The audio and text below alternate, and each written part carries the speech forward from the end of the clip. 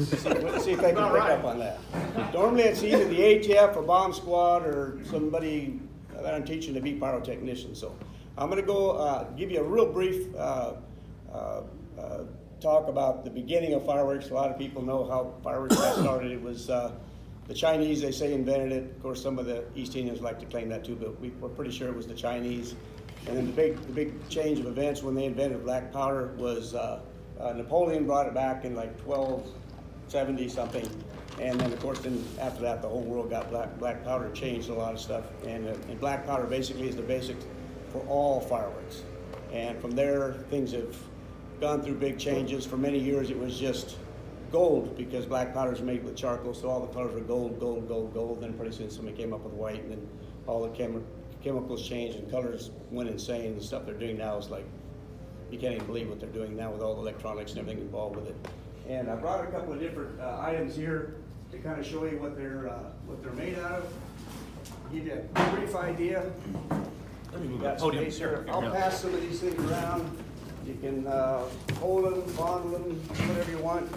These are stars. These are black powder that are rolled into little balls that burn different colors. That's what's in all the fireworks. They go off. This is actually black powder. It's much coarser than you would think. They're made in chunks and then broke up to different granulation sizes and used for different things. We use lots and lots of tubes and things. When you're doing a firework, most fireworks are either an aerial shell or a rocket. Now, aerial shells are two basic types. You've got the canister type, which the Italians invented. This is an aerial salute that just goes up and goes bang really loud. You drop it in the gun, pull the cap off, light the fuse. It comes out like a cannonball, and it'll kill you if you got your head over. Extremely dangerous.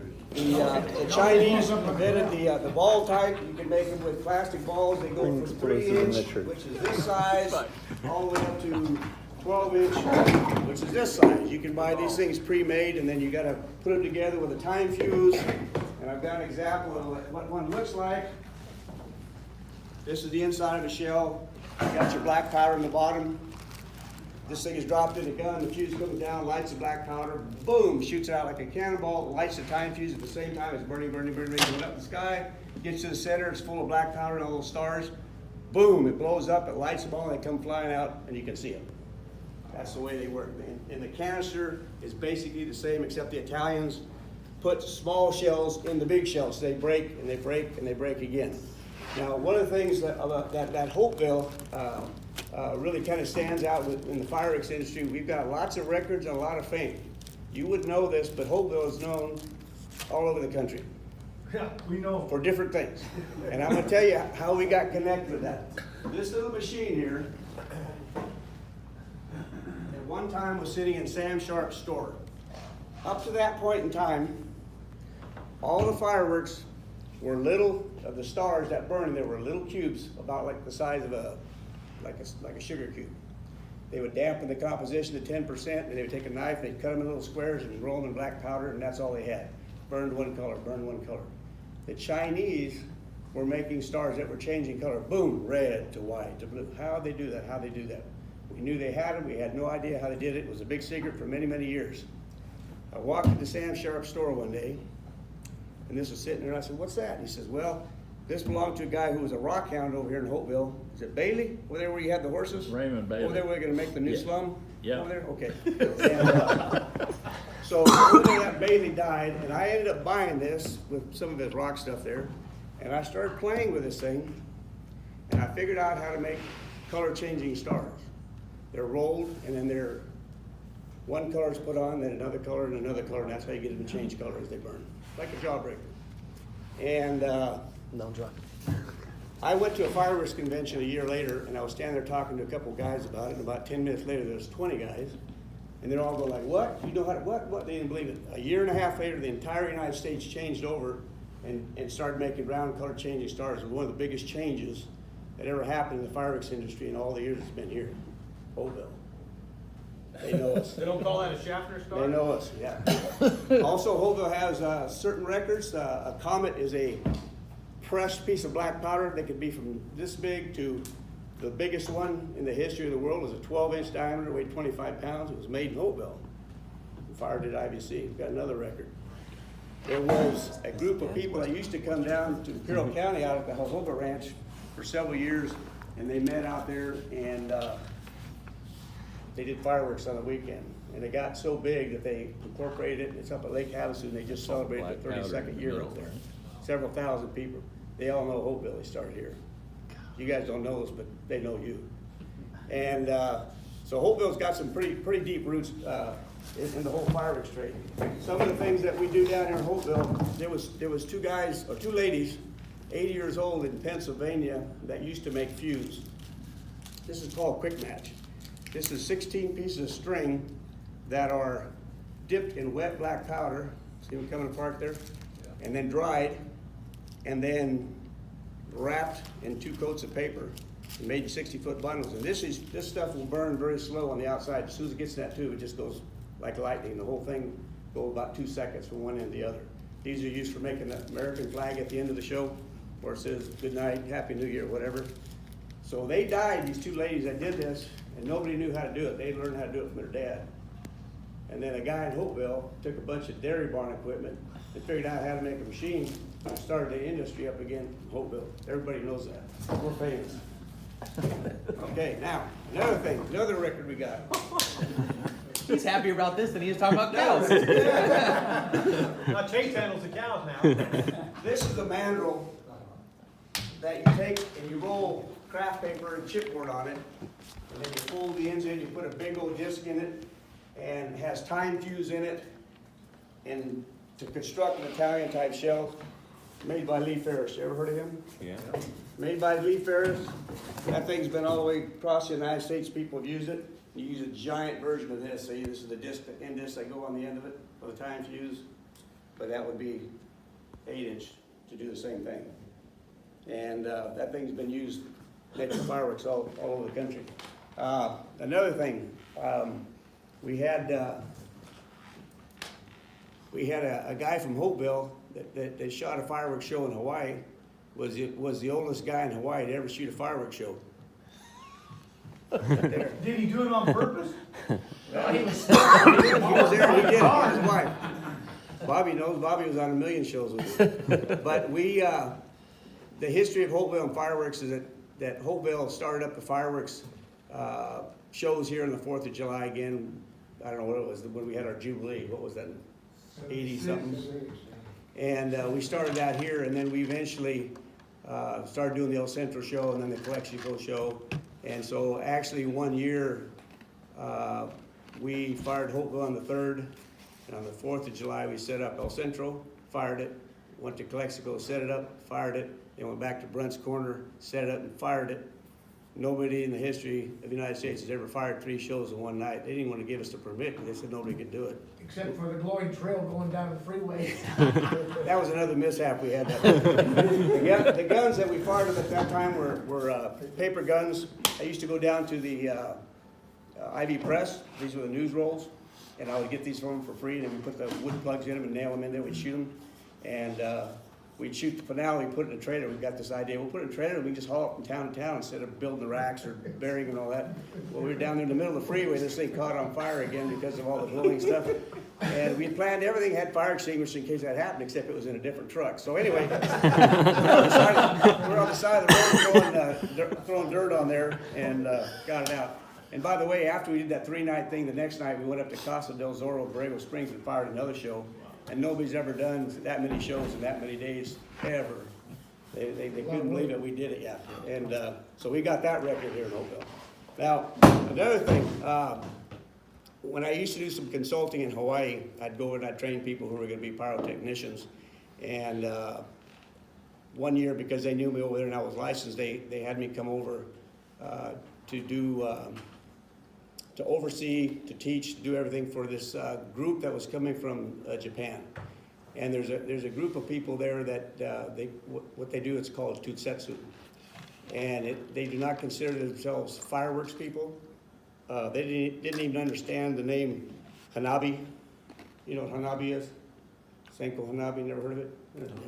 They even know, doesn't know Chinese, what's the matter? Anyway, so they have this tradition that's been going on for 600 years for very, very special events. There's a group of guys who've been putting these things together, and they take a big chunk of green bamboo, 3 to 4 inch, and then they wrap it up to reinforce it.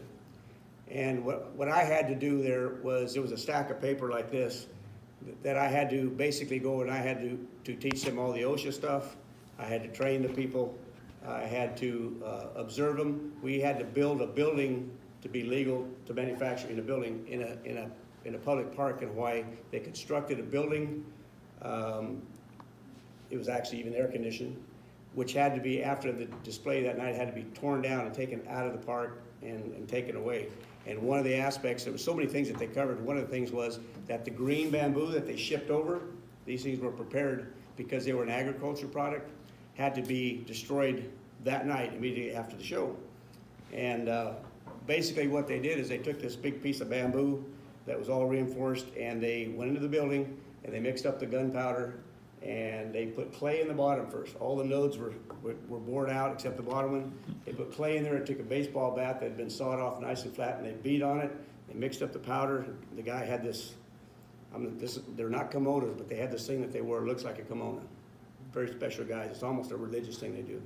And the guy would sit on the floor and take some sake and spit it in the powder so it wouldn't be dusty, and get a little bit of moisture in it, put it in there, beat on it. They'd do this. It'd take them about an hour to get this thing full. They'd get it full up to about here with solid gunpowder. And then they would take about 2 ounces of black powder and put it in the center. And then they take newspaper wads and put them in, and they beat them in there until it was a solid plug of newspaper wads. And so after they'd get them all done, there was a big festival, big Japanese festival, big parade and everything else. And I did this 2 years in a row. And the second year, things went a little bit smoother than the first year. But what the guys would do is they would come out and they would take these and lay them on the ground. They'd be lined up in a group of 3 guys, and they'd take a little torch and they'd all light them at the same time. And this thing would take off, sound like a jet going off, and they would shoot about from here to that wall. Beautiful gold fountain, just like a jet. And then they would pick them up, and they would grab them, they would hold them like this. And this thing would shoot up about 60 feet, and just, you'd be engulfed in this huge cloud of this gold, beautiful sparks. And then it would burn and burn and burn. When it get to the bottom, hit the black powder, and it'd just go boom, and it would blow that bottom out, and there'd be flaming paper going everywhere. And as soon as you were done doing that, then they'd walk like this. The head guy of this whole thing didn't have one ear. So in the 600 years they've been doing this, I actually saw them do this on the Open the Olympics, I think in Taiwan or somewhere. And in 600 years, they've had 8 people die doing this. And on the second year that I went over and did this, a guy from Holtville got to fire one. He's the only round eyes that's ever done it in 600 years. Wow. Another record for Holtville. You got both your ears ready? Man, we had to burn them all immediately after it was over.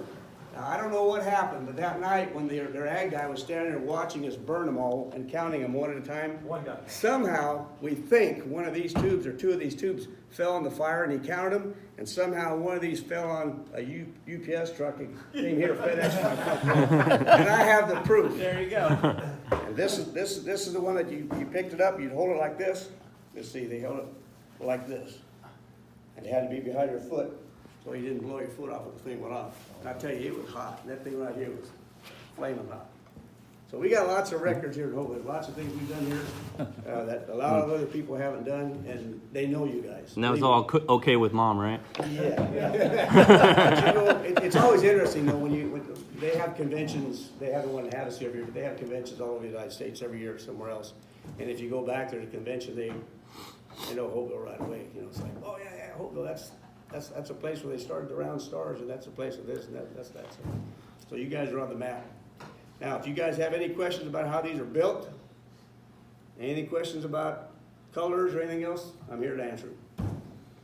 You're not building fireworks anymore, are you? I'm not actively manufacturing for sale. I'm still licensed and have all the magazines are inspected and all that stuff. I do still make a few of these to scare birds out of the field. And these just go up and make a huge loud bang. I do some rockets, a few things like that, go for smoke bombs or whatever I just need once in a while. Where do you get the store in a special place? Yeah, they have to be in a powder magazine, which has to have a certain wall thickness of steel, 2 inches of hardwood lining on the inside, everything non-sparking, no metal on the inside. But sometimes they blow up, Yeah, sometimes they blow up. and your neighbors hear it. Yeah, depending on what's in them, and yeah, they can. And they're made to, they're not made to stop from blowing up. They're made to stop people from getting into them. That's what it's all about. And there's, I have to renew all that stuff every few years, and they come out and visit, and they do very strict inventories and counts, and I got to keep records on everything. And I had usually not a problem with them. I had a guy came from Hawaii one time that they kind of kicked out of state, came over here, and all of a sudden I had like 15 things wrong, and I'm just couldn't believe it. I went back and went through all the books, and every one of them I had was correct, and I wrote up to his boss. I wrote a letter to him and said, he's wrong on this, he's wrong on this, he's wrong on this, and the boss just says, well, we don't like to step on the agent's toes out there in the country, so they're doing their job, so nothing ever came made, because I had a clean record before that. I never had anything wrong, and because you don't want to have those guys question anything. You start studying when they're asking you a question, and you're in big trouble, especially these days. Every once in a while I'll get a call, if something happens somewhere or something's going on, hey, anybody been calling you up trying to buy high explosives or this or that and the other? One of my magazines for quite a while was being rented out to a guy who was from Yuma, who kept just a little bit of high explosives in it, and then if a bomb came down the Navy base that didn't go off, they'd call him so that he didn't have to bring it across the line each time. He'd have a little bit here, and he'd go out there with a guy and put some C4 on it or something like that, and then blow up the bomb. And he's not doing it anymore. I think he got cancer and kind of got out of the business or whatever, so he's not doing it. Did any of that hunter or anything ever shoot at one of them magazines out there? Well, you got signs that says, don't do Stay that. away. Hunters are always a problem. Yeah. You never had They're all- never had anybody hit one. Well, there's little marks in them. So there's a lot of stupid people out there that Yeah. you just gotta watch them like a hawk. And you have friends from Disneyland or one of the theme parks that come down and they shoot on the ranch, don't they? Or you? Well, they've been down there a lot of times. There've been a lot of demo displays shot down here, because most of the stuff that I made through the years went to San Diego Fireworks, who either did the displays, they did the SeaWorld stuff for many years, my stuff, and there was, and then they did some displays all over the world also. But one of the fireworks that I used to make for SeaWorld was called a hatching spider, and that's another record. Nobody else has that. My hatching spider was the last shell shot every night at SeaWorld for 12 years or something, just before the finale went off. Yeah. And it was a really cool shell in that it was a canister shell, but it was a 6-inch, and it had 10 smaller shells inside of it. So this thing would go up with a trailing comet, and it would burst, and then 10 smaller shells came out. Each one had a comet on it, so it had all these tentacles coming out, 10 of them, and then each one was actually another shell. And then it went off, and each one of those had 10 more, so called the hatching spider, and that was their claim to fame. We had Coors had a pyro circus one time that any dealer in the United States, if they put up $10,000, Coors would put $10,000 down more and pay for a display any place they wanted to. And so Ron Dixon, who used to shoot the Charger cannon when they still had Chargers in San Diego, he went up to sell the show and the idea to the Coors people, and so he needed me to make him a shell that was called Silver Bullet. So I had to come up with something that looked like a silver bullet, whatever a silver bullet is. So I made something that had a streaking silver thing across the sky. So I made him one up, had a special label on it, Coors Pyro Circus special shell. So a fake one, took it on the plane with him back there, and so then he came back right away. He said, well, the good news is I got the bid. The bad news is you got to make 25 more of those fake shells. Everybody wants one. Put it on their desk. The same thing happened when they had the Super Bowl show, when they did the big show out there in the harbor. We made some big special shells for them, and the same thing happened. They wanted a bunch of, I think I only had to make 4 or 5, because I think they gave those to the Kachan Indians, whoever sponsored the show or whatever. But that was some special ones we made for them too, because they were 6-inch large shells. They went off and they had colors that changed, and then they would have 10 big whistles come down, and each one of those would blow up, and then it had a big bottom shot, which means that the last thing was a big boom report at the bottom of them. So kind of Italian style thing. Those whistles that you saw in the little bag there, I think you saw them. Nope, you didn't see them. Here's the whistles. This is basically a tube with a clay plug rammed in one end, and then there's the oxidizer mixed with sodium siliciate, which is something they use in aspirin, and you press it in there, and when you light it, it oscillates and makes that whistling sound. And the length of the tube is just like an organ or something. It's a different note by whatever length of tube you happen to have. And then this here, I don't know if anybody here can tell me what that's not finished, but maybe you guys, some of you old timers might know what that is. It's like an old cherry bomb. Holtville's also famous for that. All the people that made those died, and it took me years and years of talking to anybody who knew anything about it. And I finally figured out how to make the original cherry bombs. In fact, I think I make them better than they did back Within then. the black plastic ones? The waterproof. Yeah, no, these are the real. This is the real thing. And Rudy, the how waterproof come this fuse. one has 2 fuses in it? That's that same fuse that we make. That's like the other. This well, you don't see it here, but it's that like the cross match. You poke a hole through that time fuse, you stick a piece of black match fuse through it, catches. That's an igniter. In other words, it's a piece bent in half, dipped in black powder slurry, shoved down in there, and then it dries, and then that's actually even dusted with black powder or meal powder, very fine black powder. And so they ignite. They'll put a ring of them inside the shell, and when it bursts, it blows them hopefully into a nice big ring, and you have the whistles out here, or serpents, or tourbillons, or whatever they happen to be, whizzing and banging and all that kind of stuff. We used a lot of different stuff. Like I said, they even had somebody for a while in the United States was making plastic ones. That was pretty popular for a while, and also they decided, well, they didn't want the plastic on the ground, so they stopped doing that. And then a friend of mine in Oklahoma went together, and we invented these plastic lids that would go on cans. I don't have a big enough can for it, but these pre-made cans like this, we had 3-inch, 4-inch, and 6-inch lids made for fast assembly. Because we're always fighting the Chinese could always make things cheaper over there. Luckily enough, about May and June, they'd sell more shows than they had fireworks for. It's too late to get them. You got to have them 6 months in advance.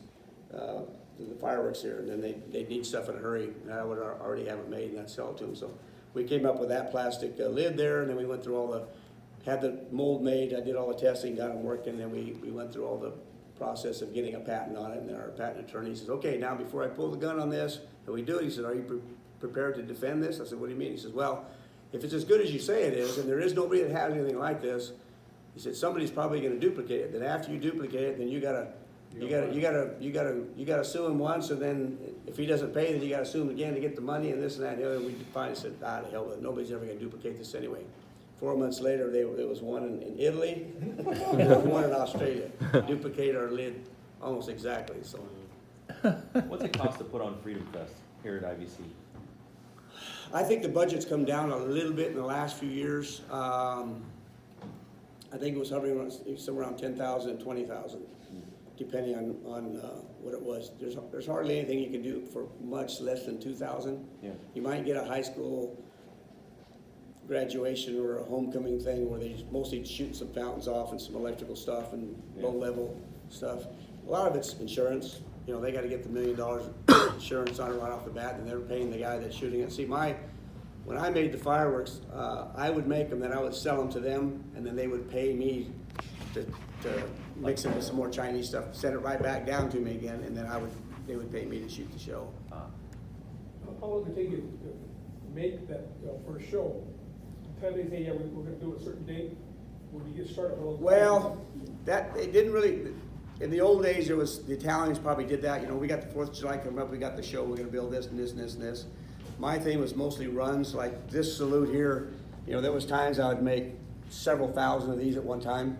You know, when the millennium came, everybody wanted to shoot 2,000 of these at the end of the display, you know. And so we would make thousands of these things and stop and do, you know, thousands of something else or whatever. But time-wise, you know, I could make one of these things beginning to end in probably 5 or 10 minutes if I really know what I'm doing. You know, if I'm fast with my hands and this and that and the other. Of course, it's usually done in steps. I had 3 girls working for me over there, and they would, you know, you put the fuse in all, and then you glue it, and then you put the cross match in all, and then you do this, and you did it all in stages. And then there's other ones like some of the Italian shells that have many components. So you're actually making several small shells that are kind of basically hooked together. When one blows up, it's actually lighting another entire shell. They're kind of stacked. It goes off again and again and again. those things, would take you a week to 2 weeks to make one, but you didn't sit on there all day. You could work on an hour or two doing this, and it has to dry, and then you gotta go to the next step, And some of the, it just all depends on what you're making. I have an example here of a Chinese shell. This is a 12-inch Komora shell here, black powder down here. This is made by Yongfeng Company. I don't know, what does that weigh? Tell me. Pretty heavy, huh? Don't drop it, Tommy. Like a bowling ball. Tommy's like, Yeah, that thing would go up about 700-800 feet. You drop it down in the gun with a rope, you light the fuse. Most of them now are electronically ignited. The 12-inch ones have been taken away. They're declared high explosive now. So you've seen something that nobody gets to see anymore.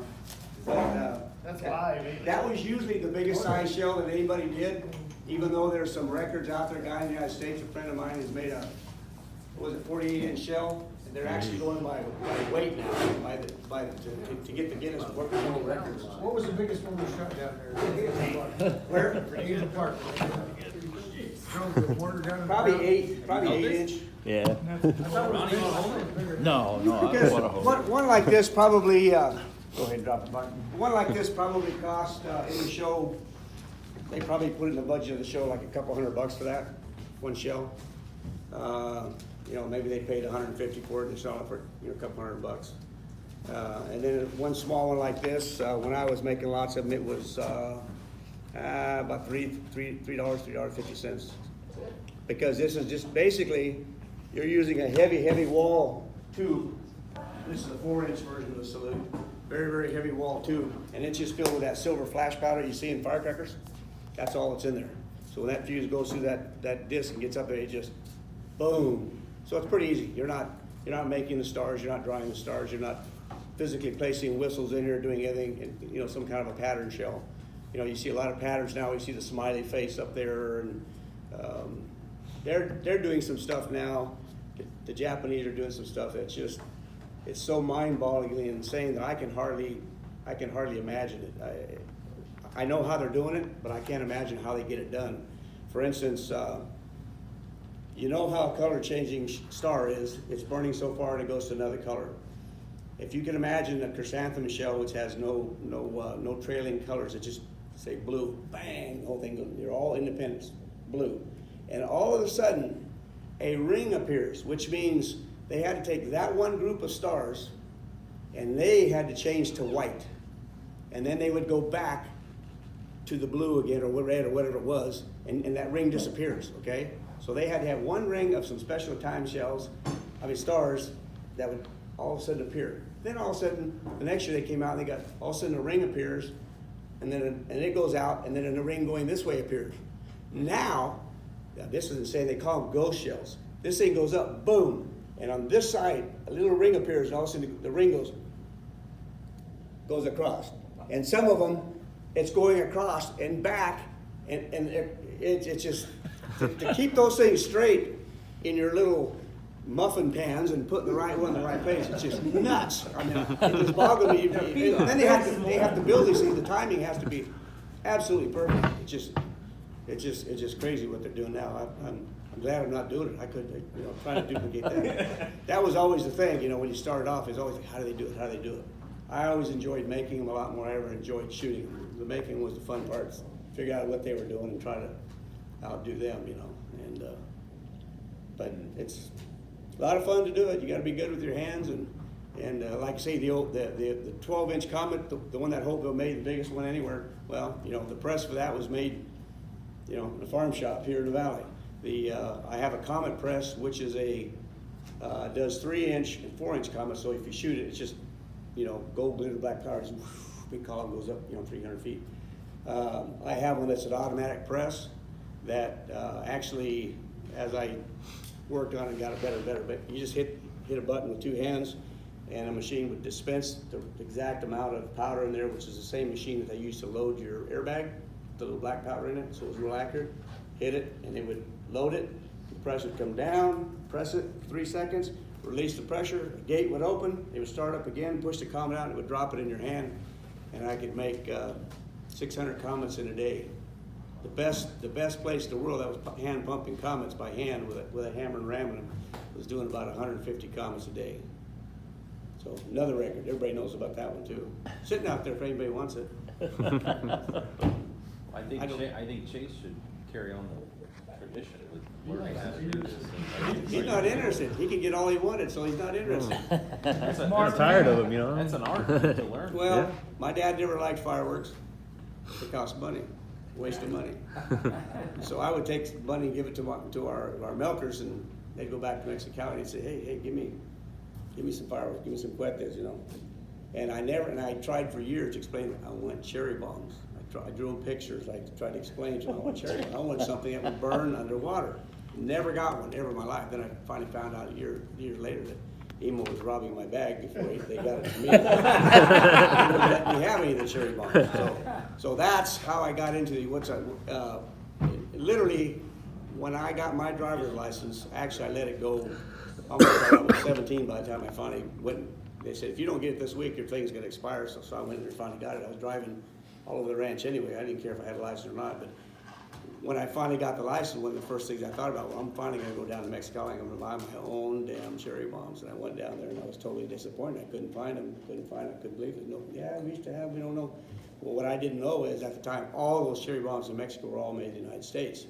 Because in around 62 or 62, when they came with the Child Protection Act, where you couldn't have any more than 50 milligrams of powder in anything that popped, which is a firecracker. So that took cherry bombs, and they made these right off the books. The people that were making them back there, all the good old Italian boys, were still in production making them, but they found a market in Mexico, and they were getting them across into Mexico somewhere, and that's where they were actually coming from. And an interesting note is these cherry bombs, which are basically look like particle board, as you can see, they're very, very hard. And the women in the factories that actually made those would take those cherry bombs. The reason I don't have a fuse it to show you what they look like, they would stick one between each finger, and they take a drill press and they would drill the holes in them, and then they would stick the fuse in here and put a drop of glue on it and twist the fuse. And yeah, some of the women looked like Brooks. And that's the way they did it for many, many years. Weren't those fun? We light them and flush them down the toilet. Oh, yeah. They're great. That's one fireworks I can sit there all day, just watch them float in the water. Oh, yeah. Blew the toilet off. Wow. Yeah. I didn't do it at the house, I did it at the What about finger. the plastic ones? Wow. These? Oh, the plastic, yeah, they made for a while, they made little plastic, they originally were made for smoke bombs when they started putting flash powder in them. They made those for a while. The guy that we had make our plastic mold and who did other pyro molds, can't think of his name right now.